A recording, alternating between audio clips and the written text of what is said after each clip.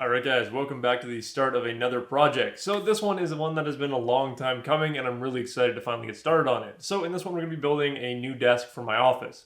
Now, I've already started to do this a few months back and then I ended up giving up on that original plan because I realized that I didn't quite know enough about woodworking that now I know enough about. I came up with a design, modeled it in SketchUp, and even started building some of the leg assemblies, which I have buried under my workbench here.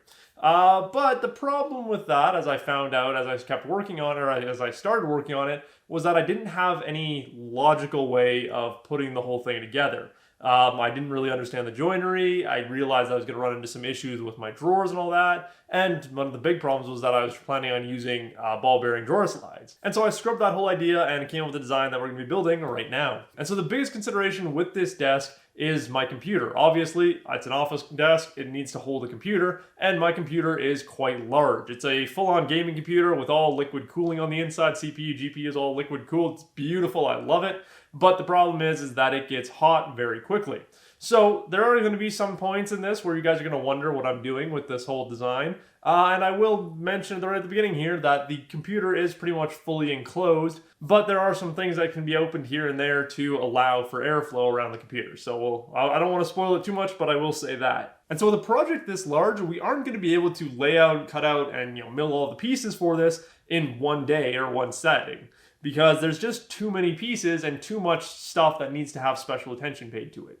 So the first thing we want to do is start with any panels. Anything that's going to be paneled, any panels that we need in this thing, we want to start with those so that when we reach that point where we need to make a panel or we need a panel to go into a spot, we want to make sure that that panel is just ready to go. It's all sitting there, it's been milled up. All we have to do is do the final milling, plane it, whatever, knock the glue off of it, then put it into its spot.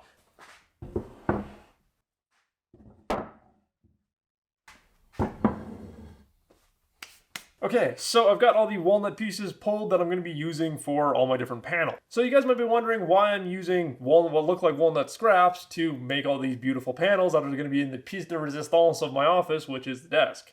And the reality of it is these are not offcuts, these are not castaway pieces. As you guys have seen on my channel, I really like making panels by taking 8/4 stock, resawing it down, and then flipping it and gluing it all back up together.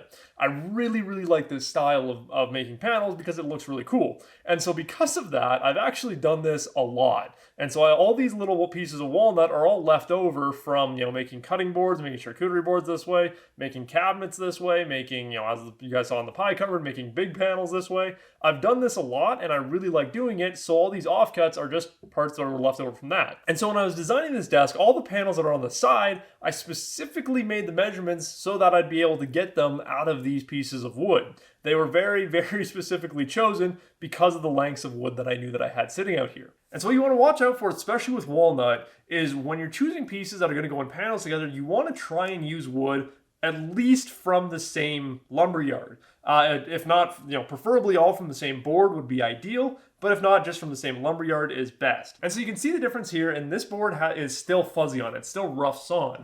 Whereas this other board from a different lumber yard has been skip planed. And so obviously whether they're planed or not from the lumber yard doesn't make a difference. What does make a difference is the way that they're dried. The stuff that's fuzzy that I've got in my pile here that I'm going to be using for all my main panels is all kiln dried walnut, where the stuff that has been skip planed is all steam dried walnut. So the steam dried walnut has a benefit because you don't get as much of a color difference between it and the sapwood. So that's nice. But the problem is that comes from a certain lumber yard that the walnut is about twice as expensive, so I don't buy from there very often. I just have some offcuts. So I am going to be using those to make the back panels for all this piece and some of the other panels, but I'm not going to be blending this stuff that I know has been steam dried with the stuff that I know has just been kiln dried. And so you only really have that problem with walnut because walnut's one of the only woods that you steam dry in order to change the sapwood color to be a little bit closer to the hardwood. In most cases, most other woods are not going to do that. Most other woods are just going to be kiln dried because that's the most common way to dry wood.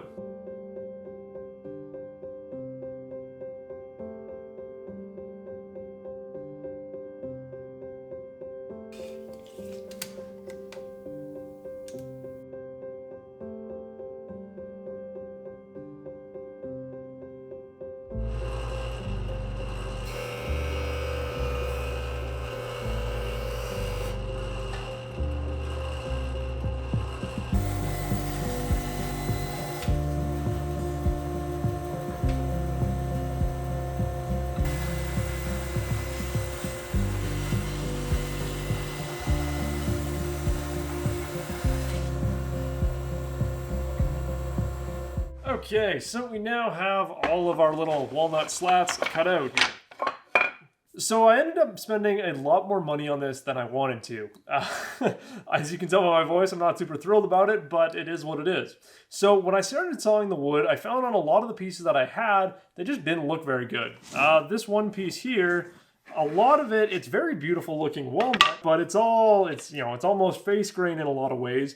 But it also has a lot of character and a lot of figure to it, which is not what I want for this desk. And the problem is only some of it looks like that. Then some of my other panels would be the nice, clean, straight grain stuff that I've got over here. And so what I went out and bought was just another piece of this steamed walnut that is a very high grade, so it comes out really nicely. It doesn't have 90 knots in it, so I get full use out of the whole thing. It is more expensive though. So for a little bit of reference, this steamed walnut is $16 a board foot, and the normal walnut, the other walnut that I was using, is about $12.50 a board foot. So the steamed walnut is definitely a lot more expensive, but in a lot of ways it is a lot more worth that extra price. And so now we can move on to the actual panel glue up. So the nice thing about these pieces, because of the way they're cut and because I have a nice fresh blade in the bandsaw, I also had to go out and buy that today too because my other blades were all super dull. So today was just an expensive day of woodworking. But anyway, so because I had a nice sharp blade in there, all these pieces are nice and flat. The only thing that's not flat on them is the edges, but those will be dealt with in a little bit here when we get over the table saw. So what I can do with these, because I had that nice sharp and well-tuned blade on my bandsaw, is all these pieces are flat, more than flat enough for what I need. So I don't have to try and go through the joining process with this thin stock and with the, I think it's like 70 pieces I have here, which would be really painful to do. And so I'm just gonna go through and skip plane on both sides, just so we're knocking off most of the bandsaw marks. I want them to be mostly flat across, but if there's still some little dips here and there, that's just fine.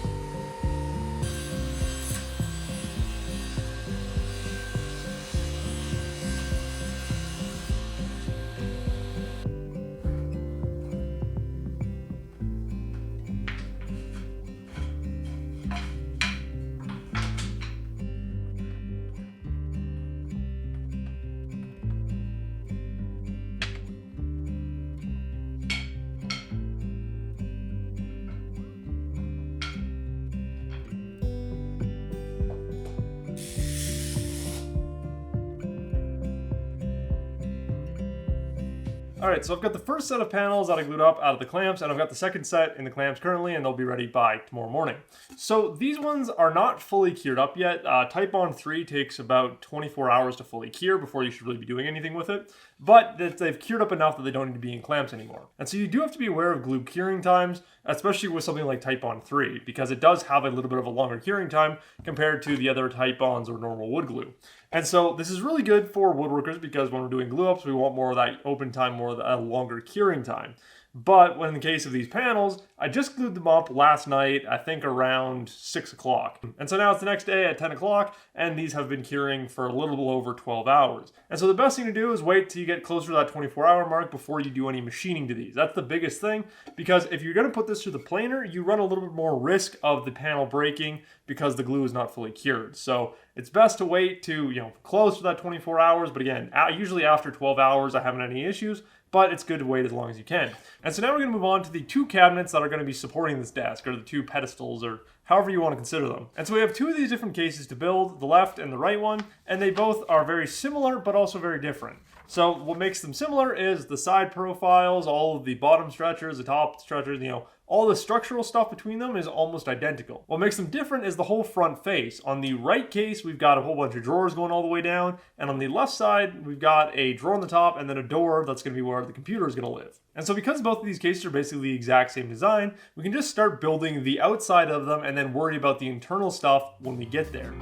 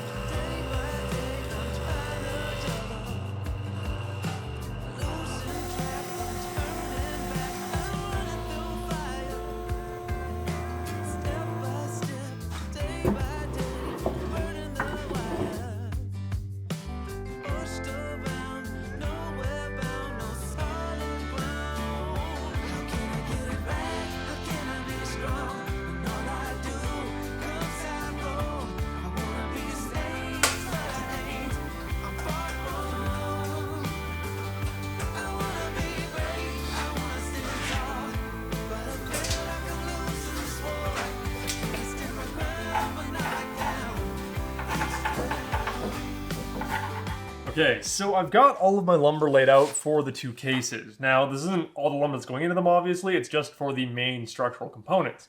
And what's really exciting about this is that I'm not actually cutting in any full boards. Most of the stuff I'm using is offcuts from like the pie cupboard. We've got some nice, really wide pieces that I had left over, and I'm going to be able to get all of my pieces out of all these partial boards. So I'm not cutting in any of my main stock, which is always a good thing. And so this is why I really recommend for a lot of woodworkers to just find a few woods that you like working in and stick to them. For me, I know that I like walnut, cherry, and white oak for furniture, so those are the three woods that I kind of generally keep in my shop here.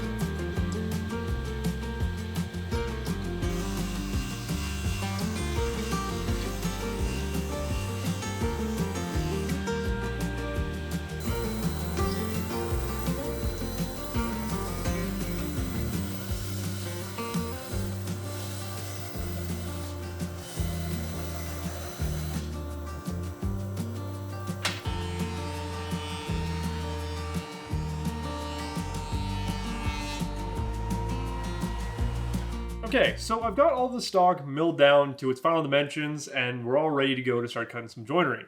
And so after the milling process, I've lost all of my markings that I put on the pieces of wood at the beginning, which pieces is which. Again, the smart thing would have been to go on the end grain and label it, but I forgot to do that because I was just kind of trying to get this stuff done. So now I'm going to go back through and sort out my pieces. And so when I'm at this stage, there's 3 markers I like to put on each piece of wood so I know what the heck's happening with them. First off is the letter marker, so I know which piece, according to my cut list, that it is. The next up is the length, so this one is a 26-inch length, and I like to write that on there so I don't have to go back to my cut list and check that. And then the last thing is the joinery length. So in this one, it's a T for tenon, and then 3/4 because it's going to be a 3/4 inch tenon. That way, again, I just know that piece. And the reason I like to do this is because I'm going to start setting up my table saw for cutting each specific thing. So when I'm cutting lengths, I know I want to find all the pieces that are 26 inches in length or have the 26 written on them. And I want to cut those all at the exact same time. Same with all of our dividers and post pieces. These are all going to be the exact same length. I think they're like 15 inches, something like that, with a 1/2 tenon. So I want to make sure that when I have my table saw set up for 14, I'm cutting everything at 14. That needs to be that exact same length so that everything matches up overall the whole piece. And so the trick here is that there are still other pieces within the dust construction that are going to have the exact same, 3/4 inch tenons or, need to be 3/4 inch thick, all of that kind of stuff, but they don't matter as much. They don't need to be the exact same thing. So things like the back panel, the thing that's going to stretch between the two cases, those are all going to have very similar size, same size tenons for the dividers, same size tenons on the stretchers. But the trick is that those pieces, that whole construction, doesn't need to be identical to any of the stuff we're dealing with right now. Whereas everything in these two cases needs to be, as much as possible, needs to be completely identical to each other so that the desk sits flat and so that everything comes together nicely. So that's the goal here, is we're just trying to make sure that these two cases are identical. So it's best practice to just work with all the pieces at once at the same time